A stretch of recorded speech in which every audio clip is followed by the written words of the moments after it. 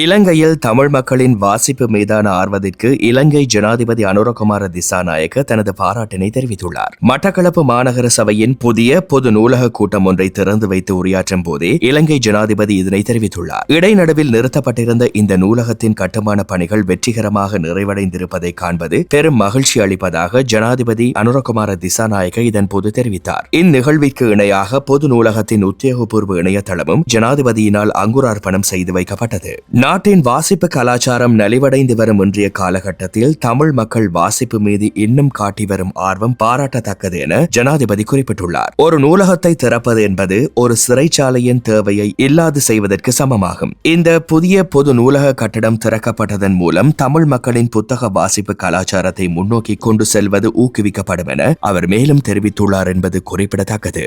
இந்த செய்தி உள்ளிட்ட மேலதிக விரிவான செய்திகளுக்கு www.behindmenews.org என்ற எமது இணைய பக்கத்தினை பார்வையிடவும்.